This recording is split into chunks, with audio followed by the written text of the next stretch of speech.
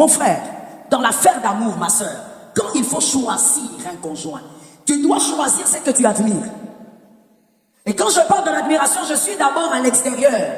Frère trop spirituel, je te ramène un peu sur terre. Je parle ou je laisse? Je parle ou je laisse? Je te ramène d'abord sur terre. Toi qui aimes trop l'intercession, là, tu parles beaucoup en langue là-bas. Ça, c'est pas l'histoire des parents là. L'admiration. Adam n'a pas dit voici cette fois celle parce qu'il avait écouté l'intelligence de Ève. Adam a parlé parce que la beauté extérieure de Ève l'avait attiré. Tu ne peux pas te marier avec ce qui ne t'attire pas. On ne se marie pas par contentement. On ne se marie pas par faute de mieux. Non, parce que la femme que je voulais avoir, les gens de taille que je voulais, comme je n'ai pas trouvé, je prends même celle-ci. On n'accepte pas le contentement dans cette histoire. C'est une histoire de toute une vie. Tu ne dois pas t'engager dans une affaire où tu supportes la beauté que tu vois. Tu ne dois pas supporter, tu dois admirer. Est-ce que quelqu'un m'entend? Si tu n'admires pas l'extérieur de la personne que tu comptes avoir pour toute la vie, mademoiselle ou monsieur, tu vas te mettre dans une position où Dieu t'a déjà donné Ève, mais toi tu ne fais que compter les animaux.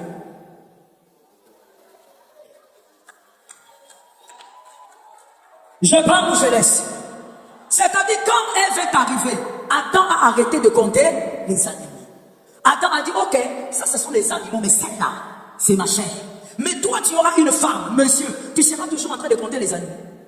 Parce qu'en réalité, en dehors de ta femme, toutes les autres femmes là,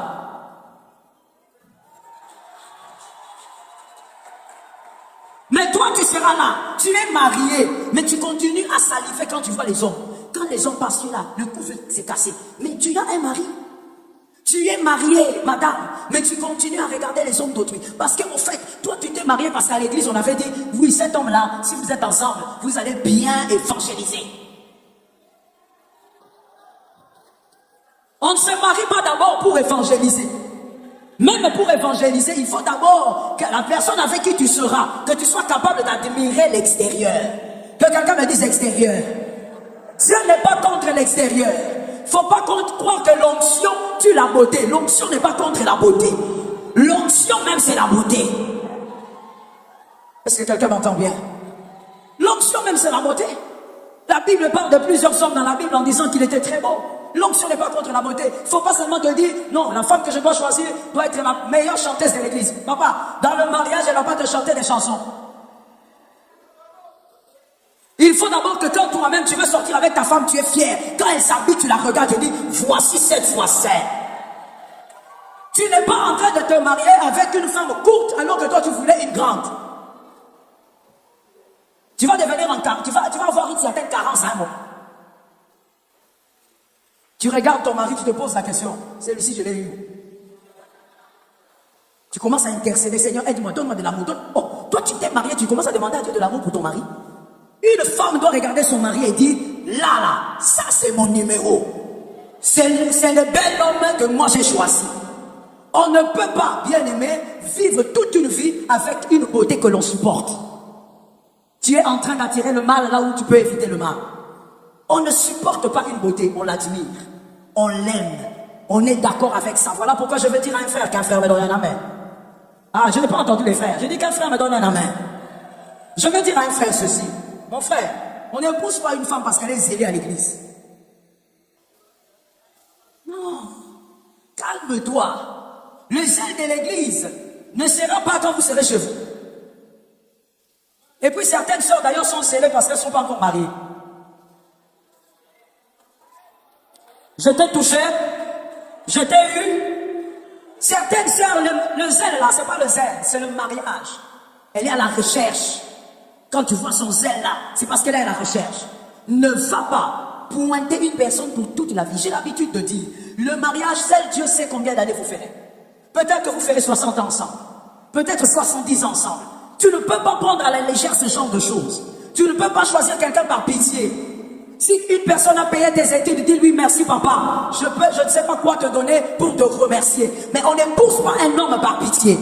On n'épouse pas un homme parce qu'il a fait du bien. On n'épouse pas un homme parce qu'il a été le bailleur de fonds de ta famille. Tu dois être capable d'admirer ce que tu vas embarquer dans ta vie. Que l'Éternel t'aide. Voilà pourquoi je veux dire à une fille ici, à une jeune sœur, à une célibataire, le visuel est important. Adam n'a pas attendu que Ève, comme je le disais, parle pour qu'il décide. Il a vu. Pourquoi? Parce que l'homme tel qu'il est créé, le monsieur qui est à côté de toi, qu'il soit marié ou célibataire, tel que l'homme a été créé, il est focalisé sur le visuel. C'est d'abord le visuel qui l'attire. Je dis donc à une sœur, comme je le disais, l'onction n'est pas contre la beauté. Il faut arranger un peu tes cheveux là qui commencent à ressembler au volcan. Il faut arranger ça. Il faut porter des tenues normales de ton âge. Tu ne peux pas avoir 30 ans, tu t'habilles comme une femme de 55 ans. Et tu dis quoi? C'est le fait d'être onctionné. C'est le fait d'être intercesseur. Surtout les intercesseuses. Les genres de jupes que vous portez. Ce n'est pas parce que tu es une femme ointe que tu dois négliger ton physique. Est-ce que quelqu'un m'entend? L'attirance est importante dans le mariage. Pour faire un bon choix, tu dois d'abord être d'accord avec ce que tes yeux voient. Ce n'est pas normal que le jour de ton mariage, tu es en veste, ta femme est juste à côté. Vous êtes en train de faire des vœux pour toute la vie. Mais toi, tes yeux sont dans la salle. Tu es attiré vers une autre beauté. Ce n'est pas normal. Au nom de Jésus de Nazareth, que ça n'existe pas chez toi. N'épouse pas ce qui déplaît à tes yeux. La plupart des jeunes couples aujourd'hui, malheureusement, la plupart, j'en reçois, et j'écoute des cas. La plupart des jeunes couples, je dis la plupart, ils sont dans l'adultère à outrance. Mais vous ne pourrez jamais vous imaginer. Ils ont l'air d'être heureux. Quand ils viennent à l'église, ils sont 2 à 2. On dit voilà, ils se sont mariés récemment. Mais ils sont dans l'adultère. D'autres encore sont dans la masturbation. Un homme marié, mais dans la masturbation gravement. Il n'a même pas fait 4 ans de mariage. Un autre encore, tu le verras avec des maîtresses virtuelles, surtout avec la technologie qui nous absorbe.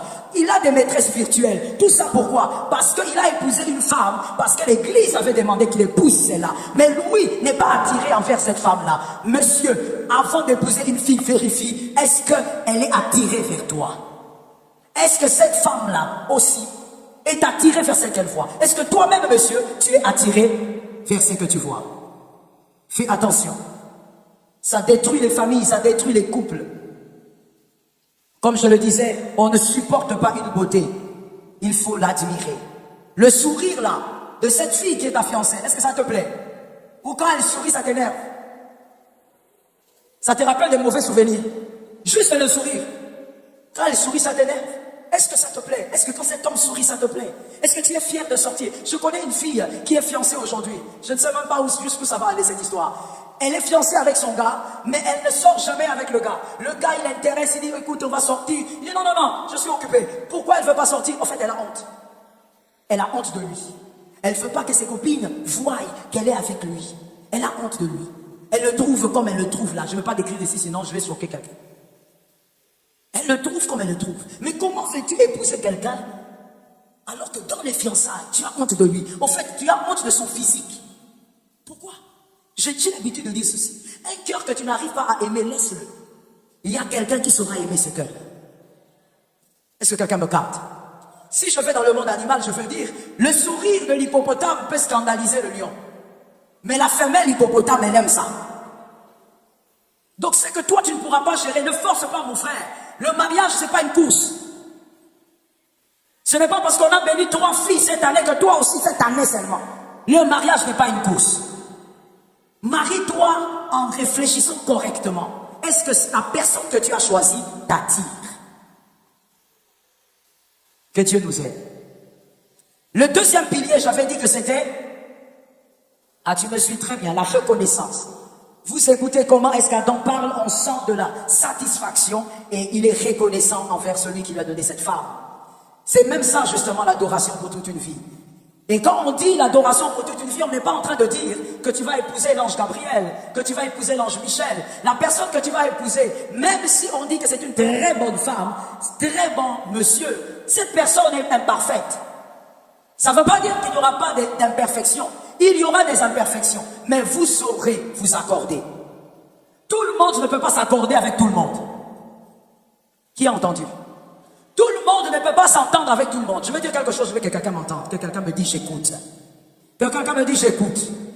Vous savez, il y a des proximités qui créent de sourires, mais ça ne peut pas marcher dans le mariage. Je réexplique. je redis la phrase. Il y a des proximités qui créent le sourire. Mais dans le mariage, ça ne peut pas marcher. Vous êtes ensemble dans le département de l'intercession. Supportez-moi les intercesseurs. Aujourd'hui, c'est vous. Vous êtes ensemble dans le département de l'intercession. Et vous semblez très bien ensemble. Vous riez. Quand vous êtes ensemble, tout le monde dit, oh là là, ils sont mignons. Vous voyez là, le sourire là. C'est parce que vous n'êtes pas encore marié. C'est parce qu'il n'y a pas la proximité du mariage. C'est parce qu'il y a une proximité de quelques heures. Mais si vous vous mariez, ça ne va pas marcher. Il y a des gens qui commettent l'erreur en disant, nous nous entendons bien à l'église, dans la chorale, surtout la chorale. Là-bas aussi, il y a des cas. Dans toutes les églises du monde, il y a des cas là-bas. J'ai l'habitude de dire, ils ont l'onction de David. Que Dieu vous délivre. Celui qui a entendu, a entendu. Dans la chorale. Non, vous voyez, on s'entend bien. Même quand on prie ensemble. Ce n'est pas parce que vous vous entendez bien à l'église que vous serez forcément bien mari et femme. On peut bien rire ensemble pendant des heures sans être bien ensemble pour des années. Je réponds ça pour celui qui est intelligent. On peut bien être ensemble pendant des heures, rire harmonieusement pendant des heures, mais sans être fait pour être ensemble pour des années. C'est l'erreur que plusieurs jeunes ont commis. Et aujourd'hui, je ne sais pas, les autres pasteurs, ce qu'ils ont remarqué, mais moi, ce que j'ai constaté avec les couples, les jeunes couples que je reçois, jamais comme avant, il y a des divorces au milieu de la jeunesse. Des jeunes, même pas 5 ans, ils divorcent. Et divorce, c'est sérieux. Ce n'est pas divorce, c'est des blagues. Sérieux, chacun se sépare. Incroyable. Pourquoi? Parce qu'on n'a pas respecté le choix intelligent. Ce n'est pas parce qu'on rit ensemble en rentrant à la maison sur la moto, elle se met au milieu, toi tu es derrière, vous riez tout au long jusqu'à l'arrivée, qu'elle sera forcément une bonne femme pour toi. Que l'Éternel t'aide. Et donc, voilà pourquoi dans ce domaine, il faut absolument associer la prière. Il faut que le Saint-Esprit te rende capable aussi de voir ce que les yeux ne peuvent voir. Le Saint-Esprit doit être pour toi un grand soutien. Je veux dire à un homme ceci, que les hommes me donnent un amen. Voilà, ça c'est l'amen, voilà. Je dis ceci. On a constaté quelque chose en Afrique, c'est que les hommes prient moins pour le mariage. Ce sont les femmes qui prient beaucoup. Alors que mon frère, si toi tu épouses une mauvaise femme, ta destinée est bousillée. Si tu épouses une mauvaise femme, même ta vie avec ta famille est bousillée. Si tu épouses une mauvaise femme, tu vas nourrir des enfants, mais ces enfants finiront un jour par devenir tes adversaires. Tu as beaucoup à perdre, monsieur. S'il y a quelqu'un qui doit pleurer pour le mariage, ce sont les hommes. Tu dois pleurer pour que Dieu, Christ te fasse grâce, que tu fasses un choix intelligent. Est-ce que quelqu'un m'entend? Un chef peut être un bon leader, mais s'il n'a pas de bons fils, il est fini. Son leadership n'aura pas de couleur. Un bon leader, c'est celui aussi qui a des hommes capables derrière lui pour rendre le travail. Sinon, ton leadership n'aura pas de sens. Et toi, monsieur, tu es chef d'une famille. Même si tu n'es pas encore marié, tu deviendras chef. C'est toi le chef de la famille. Tu dois donc te rassurer que la personne que tu prends dans ton bateau ne va pas sauter du bateau avant le temps. Que la personne que tu prends dans la barque n'aura pas peur du vent violent de ta vie. Que l'Éternel aide quelqu'un. Le troisième pilier, c'était quoi? La révélation. Écoute-moi très bien, mon frère. Tu dois savoir que le mariage, le choix, avant même d'arriver au mariage, le choix que tu fais, ne doit pas t'amener à régresser. Tu ne peux pas faire un choix, mademoiselle, qui t'abrutit. Tu ne peux pas faire un choix qui te fait reculer 5 pas, 10 pas en arrière. Le monde a dit reculer pour mieux sauter. Mais dans le mariage, ça ne s'applique pas toujours.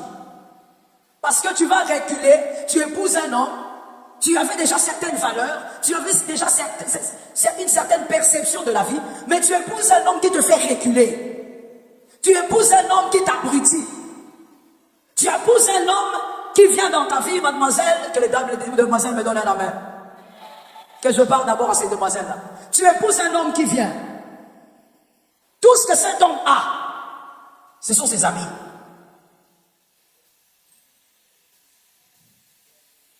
Merci mon frère. Tout ce qu'il a, ce sont ses amis. Il vient dans ta vie, il sait que tu travailles, dès qu'il arrive, il commence d'abord par tout sucer comme un sangsue. Un homme, moi je ne sais pas, que les femmes vraiment, que Dieu délivre les femmes. Toi tu es une jeune soeur, tu travailles. Le monsieur quand il vient dans ta vie, dans la drague là, que quelqu'un me dise la drague. Parle bien. Dis-moi la drague. Dans la drague là, dans le kit de drague là, le monsieur commence d'abord par te dire, de poser la question. Première question, tu t'appelles comment? Deuxième question, tu es payé combien? Hein? Ça c'est pas la drague. Ça c'est ce qu'on appelle un braqueur de banque. Hein? Tu connais la Casa des Papel? Hein, tu connais pas, hein? Faut aller chercher. Ça c'est la Casa des Papel. Il est le professeur. Il veut braquer. Donc toi, dès que tu arrives dans la vie de la pauvre fille, tu ne demandes même pas quelles sont ses ambitions de la vie. Non, tu es payé combien? J'ai appris que tu travailles à la banque.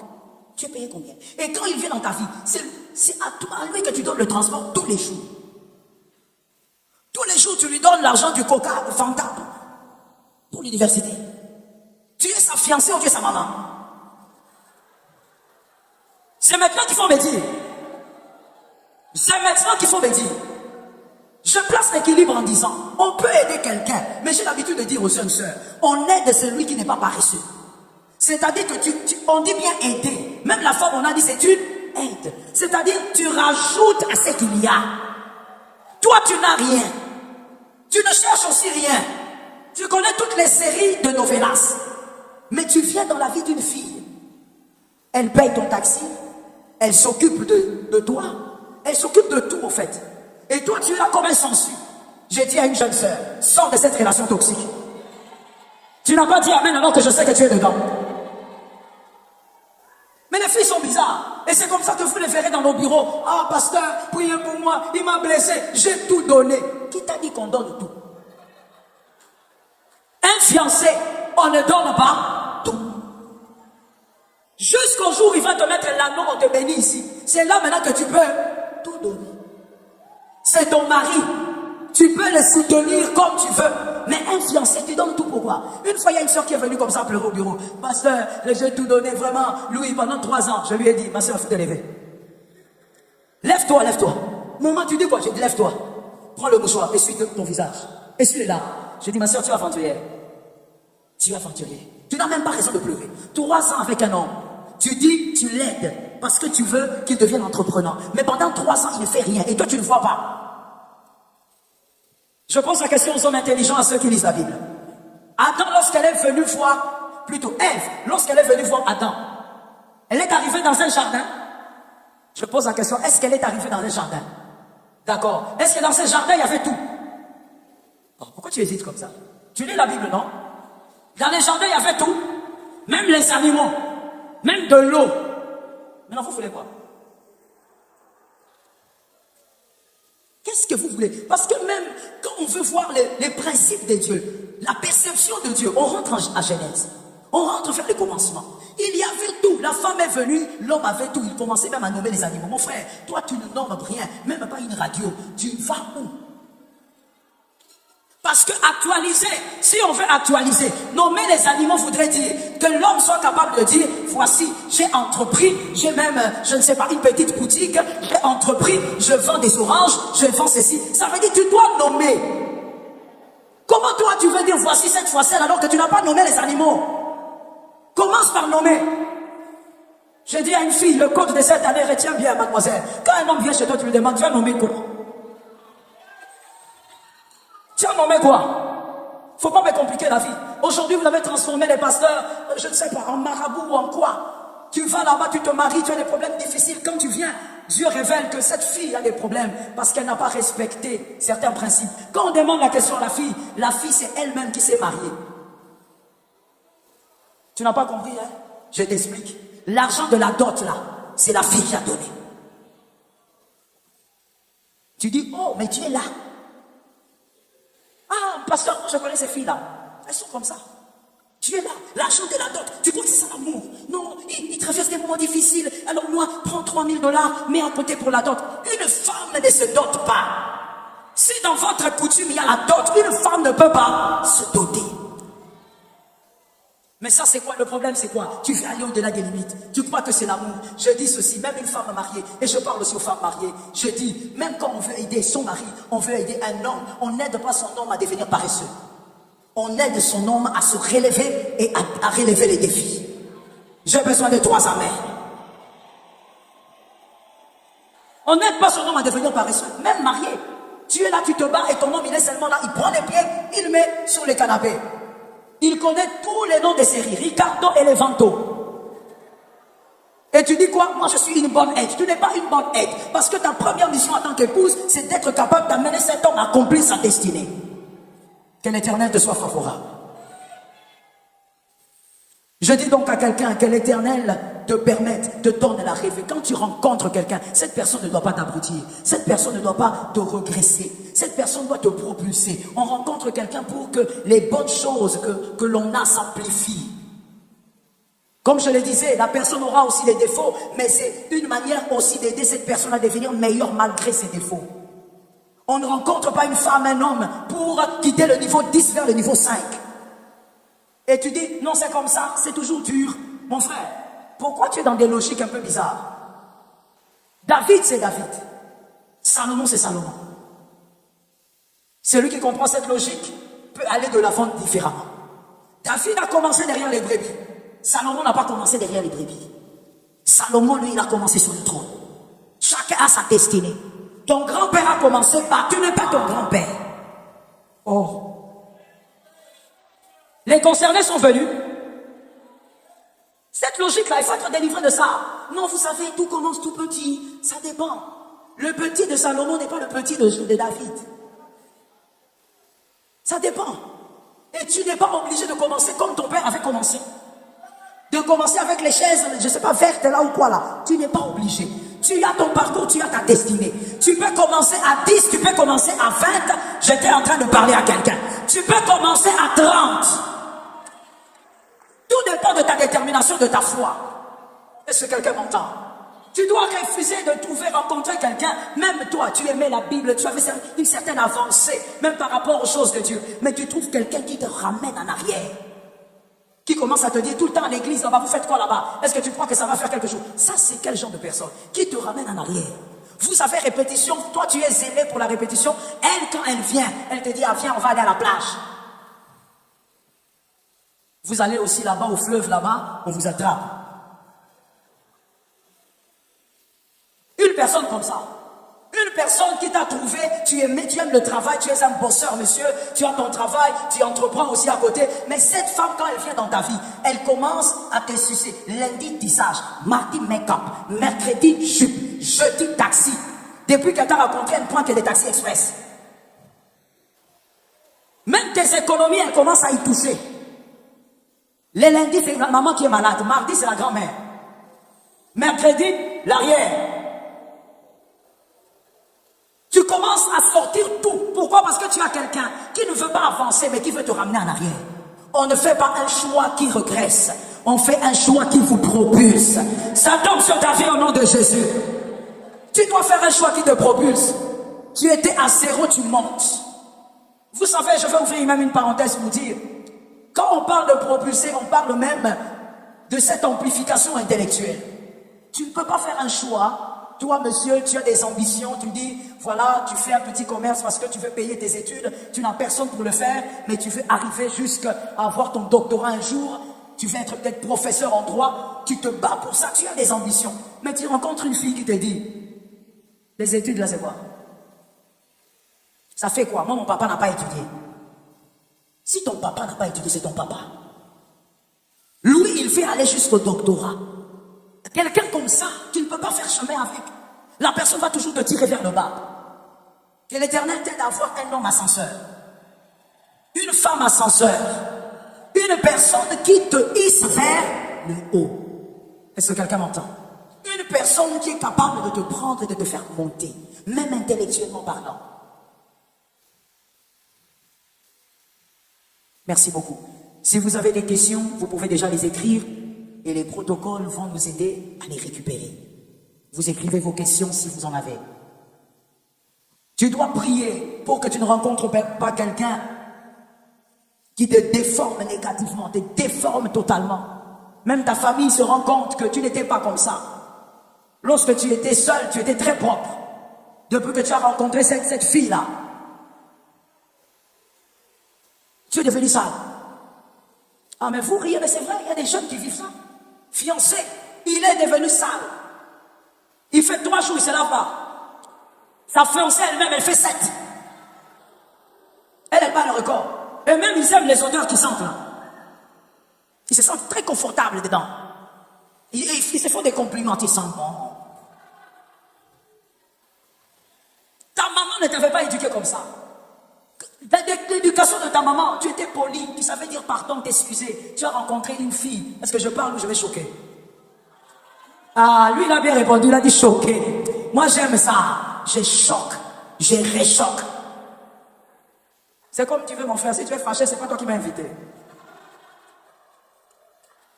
J'ai dit ceci. Toi, tu vas épouser une femme. Ta mère t'a bien éduqué, monsieur. Mais tu vas prendre une femme sauvageonne. Ça veut dire, elle ne sait pas dire pardon aux gens. Elle ne sait pas s'excuser. Elle ne sait pas dire merci. Elle ne sait pas même dire bonjour quand elle arrive dans la répétition. Ça veut dire, tu as l'impression...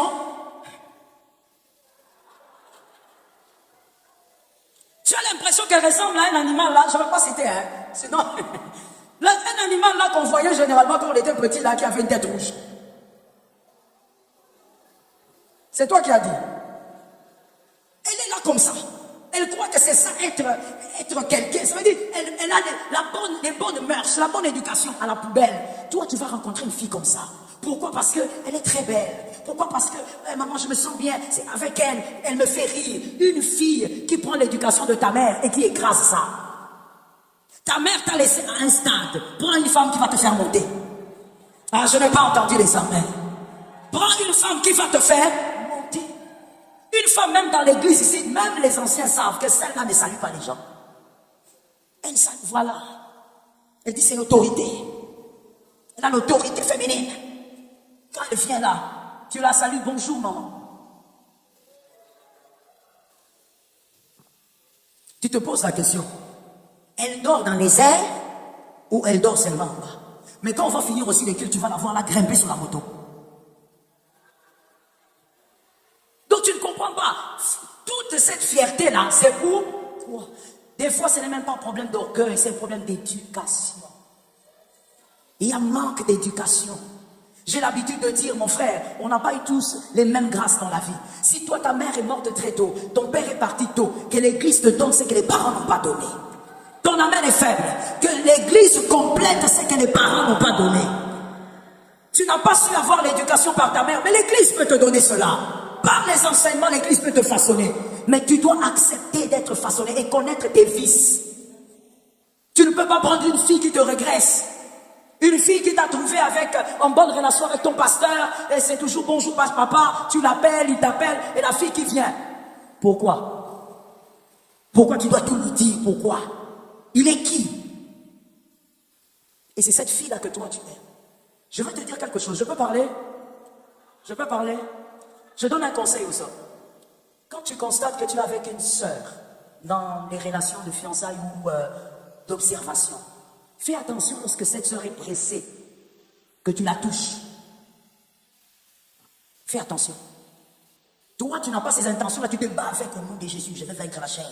Mais quand vous sortez d'ici, vous voyez le couloir noir là que vous avez là, elle t'amène toujours vers le noir. Viens, je viens m'accompagner. Non chérie, on va là-bas. Non, viens ici. Elle veut t'amener toujours vers les ténèbres. Pourquoi? Pour lever l'essence en toi. Et quand vous êtes dans les ténèbres, elle s'arrête. Oh, j'ai mal aux pieds. Tout ça pourquoi? Elle veut que tes mains passent quelque part. Attention, c'est une fille qui veut te piéger par le sexe. C'est une fille qui veut te piéger par la sexualité. Elle voudrait que cette sexualité soit pour toi une prison.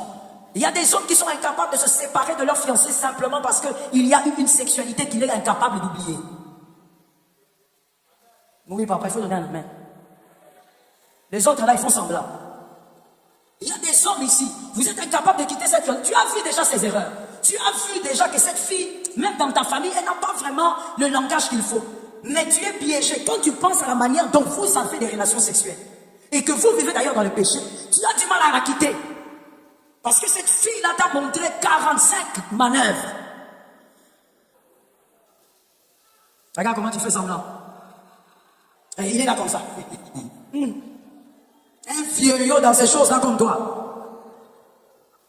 Tu es incapable de la quitter. Je dis, ce n'est pas le thème d'aujourd'hui, mais c'est une parenthèse. La sexualité est une grande clé qui ferme et qui ouvre. Ce n'est pas pour rien que la Bible dit que ça soit dans le mariage exclusivement. Je sais qu'aujourd'hui, les jeunes, vous considérez que, bon, c'est juste le coup d'un soir. Nous sommes adultes, on s'est fait plaisir et puis on se sépare. Mais vous ne savez pas combien d'impact ça spirituellement dans vos vies. Je ferme la parenthèse, ce n'est pas le thème d'aujourd'hui. Que Dieu t'épargne de ces choses. Vis dans la pureté au nom de Jésus. Je donne le critère de choix. Je ne pourrais pas finir, mais écris ça comme ça. Je donne maintenant le critère d'un choix intelligent après avoir compris les 3 colonnes. Le premier critère d'un choix intelligent. Vous devez savoir qui vous êtes et où vous allez.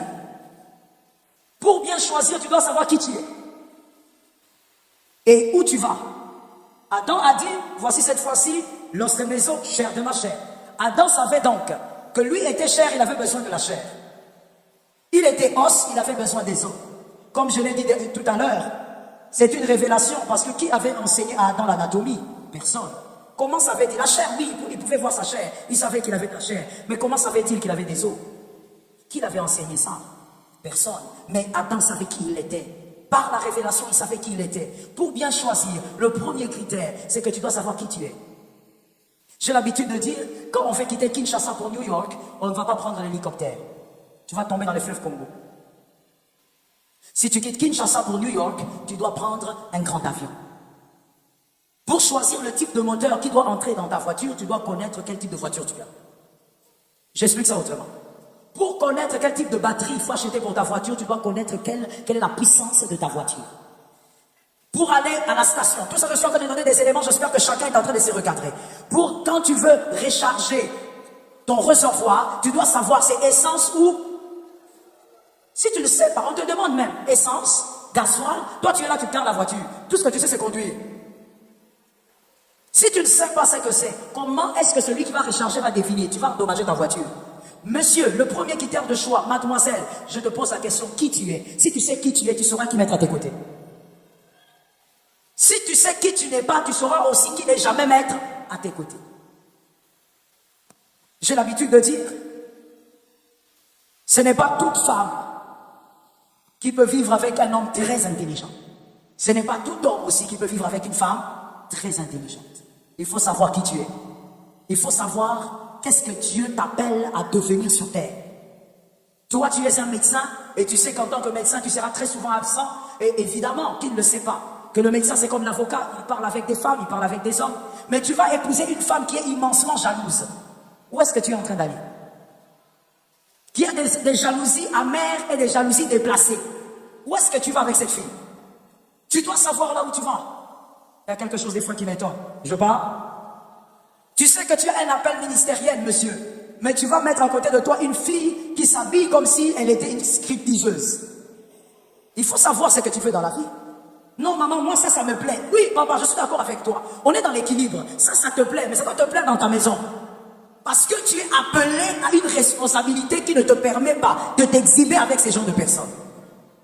Tu dois savoir qui tu es. Des fois, je vois des garçons qui font des choix. Tu regardes, tu tiens la tête quand ils sortent de ton bureau. Le problème, c'est quoi? Tu ne sais pas qui tu es. Dieu t'appelle à quoi sur terre? Et tu choisiras bien ta femme. Tu choisiras bien ton mari. Que l'Éternel nous aide. L'ignorance de soi et de sa destinée pousse à un choix suicidaire. Tu vas faire un choix suicidaire parce que tu ne connais pas qui tu es. Mademoiselle, si tu savais qui tu étais, tu n'allais pas permettre que tous ces hommes te tripotent comme ça. Tu es une grande femme et tu pourras rencontrer l'homme qui saura valoriser la personne que tu es. Mais tu te laisses tripoter parce que tu ne sais pas qui tu es. Tu crois que c'est en te tripotant que le mariage va venir vite. Non, mon frère. Généralement, je ne chosifie pas la femme ni l'homme, mais je prends un exemple pour que tu comprennes.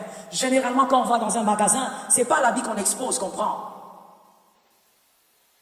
Quand on va dans un magasin, on préfère qu'on puisse nous amener l'habit qu'on a vu, mais qui se trouve dans le dépôt. Qui est la personne qui a capté?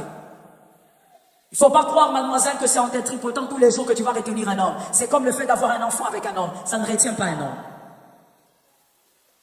Et d'ailleurs, je vais dire aussi une autre chose. Pourquoi tu veux les retenir? Tu me regardes bizarrement. Pourquoi tu veux le retenir? Parce que quand on dit retenir, c'est en français. Quand on dit retenir, c'est-à-dire c'est quelque chose qui vous échappe. Non. L'homme de ta vie ne doit pas être quelqu'un qui veut t'échapper, qui veut t'échapper. L'homme de ta vie, il est là, il est avec toi, il t'aime. Tu n'as pas besoin de forcer pour qu'il reste avec toi. J'ai déjà dit, on ne se marie pas par pitié, on ne se marie pas aussi parce qu'il n'y a pas mieux. On ne se marie pas aussi parce que oh mon Dieu, je libère ça comme ça. On ne se marie pas parce que tu as besoin d'un lieu de refuge. Non, le mariage n'est pas un lieu de refuge. Ce n'est pas un camp des réfugiés. Non, il y a tellement de souffrances chez moi que je veux me marier. Tu vas mal tomber. Demande au Seigneur de t'aider. Non, je suis tellement mal à l'aise chez moi que je veux me marier. Le mariage n'est pas un camp de réfugiés. Tu vas commettre des erreurs. Tu vas choisir la mauvaise personne. Je te pose la question, qui es-tu? Si tu sais qui tu es, alors je demande à deuxième, où vas-tu? Quelle est ta destinée terrestre? Et tu vas choisir. Tu vas choisir avec intelligence. Tout ce qui est beau n'est pas pour toi. Tout ce qui est joli n'est pas pour toi. Tu dois trouver la belle chose qui est pour toi. J'ai l'habitude de dire, c'est pas parce qu'un homme est bien qu'il est forcément ton mari. Il y a des fois des sœurs qui me disent, maman c'est un homme bien. Mais c'est pas parce qu'il est bien qu'il est ton mari. Il peut être bien pour une autre femme. Tu dois savoir qui tu es. Vous savez, je vais vous dire une chose. Je vais donner un exemple. Je ne sais pas si vous connaissez. Je crois que certaines personnes connaissent. Vous savez, si mademoiselle, vous êtes ici et que vous êtes la future Joyce Meyer, vous devez choisir bien l'homme. Est-ce qu'on se comprend? Joyce Meyer, une enseignante américaine, évangéliste. Je ne sais pas combien de personnes elle regroupe à un seul endroit, mais en tout cas, elle fait partie des 5 premières aux États-Unis en parlant des pasteurs ou des enseignants. Mais dans le domaine de femmes, je crois qu'elle est la première. Si tu es une Joyce Meyer, tu dois savoir choisir bien ton conjoint. Le conjoint de Joyce Meyer est capable d'être avec elle sans être complexé. Il est avec elle. Son titre de chef, il sait que ça ne dépend pas de la chair. Il est chef dans son foyer. Et il n'a pas besoin de manifester cette autorité dans le ministère de Joyce. Dans le ministère de Joyce, il connaît sa place. Et il reste à sa place. Et il n'en a pas honte. C'est ce qu'on appelle un vrai homme. C'est un homme qui a une femme, parce que je sais que vous êtes peut-être là. Tu y auras peut-être une femme qui est appelée à monter dans les hauteurs. Dans un domaine de sa vie ou de sa profession, elle ira très loin.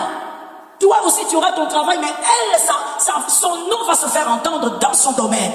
Mais un vrai homme sait rester avec une femme comme ça, sans complexe. Moi, je connais un foyer qui s'est brisé parce que l'homme ne supportait pas ce genre de choses. La femme avait un grand succès dans son domaine. Elle avait 3 fois le salaire de son mari. L'homme commençait à se sentir complexé. À la maison, écoutez les langages de complexé. Bonjour chérie. Laisse-moi tranquille. Chérie, est-ce que tu joues avec moi? Qui a dit qu'on joue avec toi? Il n'y a pas de jeu ici, personne ne joue avec toi. Au fait, tu es tout le temps à la défensive. Pourquoi? Tu as épousé une femme que tu ne peux pas supporter. Tu as épousé une femme qui te dépasse. Tu dois savoir où tu vas. Et tu vas mieux choisir. C'est déjà aujourd'hui que tu dois choisir, mon frère. Est-ce que tu es capable de supporter une femme qui est admirée par plusieurs? Est-ce que tu es capable de supporter une femme qui travaille beaucoup? Est-ce que tu es capable de supporter une femme qui est, je ne sais pas, une grande avocate? Tu dois savoir qui tu es et qu'est-ce que tu pourras supporter. Et l'Éternel te rendra capable. Je suis d'accord avec toi. Et je veux dire une chose importante, s'il te plaît, à retenir pour la vie. Tu dois savoir qu'en dehors du fait que tu dois bien voir qui tu es et où tu vas, le deuxième critère à ne jamais négliger dans ta vie, quoi qu'il arrive, ce sont les valeurs spirituelles. Ne néglige jamais ça. Dans un foyer, on ne peut pas avoir 2 dieux. Dans un foyer, on ne peut pas avoir des différentes pratiques pour adorer Jésus. Souvent, ce sont les filles qui tombent dans ça. Non, pasteur, il est chrétien. Jésus aussi, on prie Jésus. Mais quelles sont les pratiques? On n'a pas les mêmes pratiques. Lorsque dans un foyer, il y a 2 pouvoirs, vous allez ascenser l'autre et vous allez rabaisser l'un. Que Dieu vous délivre de ça. Ne choisis pas quelqu'un qui n'a pas les mêmes valeurs chrétiennes que toi. Il finira par te crucifier demain. Celui qui n'honore pas ton Jésus ne t'honorera pas. Celui qui a du mépris pour ton Jésus, il aura du mépris pour toi. Mademoiselle, c'est souvent vous qui tombez dans ce piège. Et c'est triste. Je pense que c'est parce que la femme est très émotionnelle. Tu tombes trop dans ce piège, mademoiselle. Tu vois un homme qui te courtise et qui te promet le mariage pour cette année. Mais cet homme-là ne veut pas entendre parler de ton église. Cet homme-là, quand tu parles de l'église, il dit c'est aventurier là. Quand tu parles de ton pasteur, il dit allez, là. Ce sont des vendeurs d'illusions. Mais de ton côté, il te chouchoute, il te cachole, il te borde. Et toi, tu te laisses tromper par ce qu'il te fait. Écoute, celui qui n'a pas de respect pour ton créateur finira par t'humilier. Je suis d'accord avec ces amens. Celui qui n'a pas de respect pour le Dieu que toi tu connais finira par t'humilier. Tu ne peux pas entrer dans un mariage avec un homme, une femme qui n'a pas de respect pour les valeurs chrétiennes.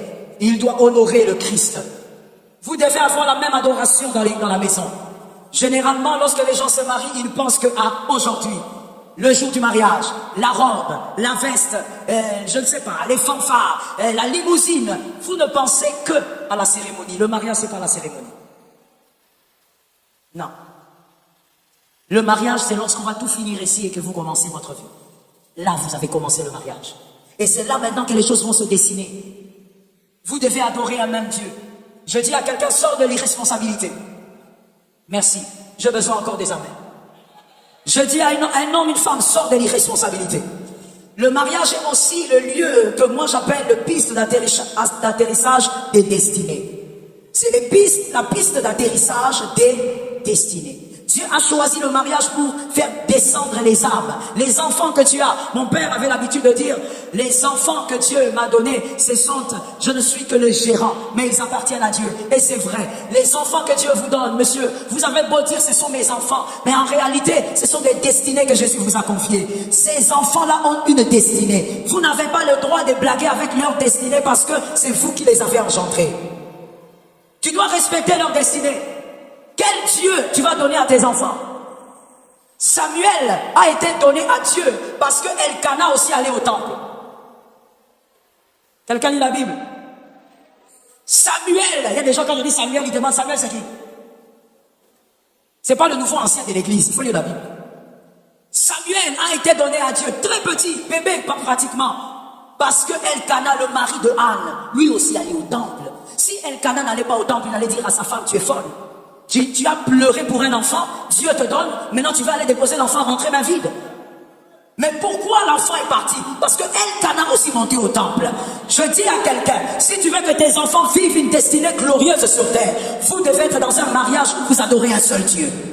Cet amen est bizarre, donne-moi un amen. Où vous adorez un seul Dieu, Jésus de Nazareth. Et c'est là que vous allez prendre vos enfants, vous allez en faire une armée de héros. Je parle aux jeunesse. Je sens une onction, je parle aux jeunesse. Vous allez en faire une armée de héros. Vous allez en faire une armée dont le Congo aussi a besoin. Vous allez faire des hommes et des femmes qui pourront changer la donne dans notre nation. Vous allez avoir des hommes et des femmes qui vont entrer dans la politique mais qui ne seront pas corrompus. J'ai besoin d'un autre amen. Quand je parle de ta nation, tu me donnes un amen. Tu auras des hommes et des femmes que toi tu vas façonner. Moi j'ai l'habitude de dire, la famille, c'est plus que le KGB. Toi tu négliges la famille, tu crois qu'on se marie seulement, on se marie parce que tu as besoin de la sexualité, tu te maries. Mon frère, la famille est un mystère. Là-dedans, nous formons des hommes d'avenir, nous formons des femmes d'avenir, des personnes qui vont relever la nation, des personnes qui seront justes, des personnes qui ne vont pas voler dans le trésor public. Tu dois donc choisir un homme, une femme qui croit au même Seigneur que toi. Tous les soirs, tu prends tes enfants, tu les bourres de Jésus. J'ai l'habitude de dire, l'enfant ne grandit pas qu'avec le lait et avec une bonne école. L'enfant, il faut le bourrer de Jésus. Avant de dormir, Jésus. Au réveil, Jésus. En grandissant, Jésus. Même aux anniversaires, Jésus. Quand cet enfant grandira, il fera partie des élites de cette nation. Je croyais que je parlais à un homme responsable. Je parle à une femme responsable. Pour ton enfant de Jésus,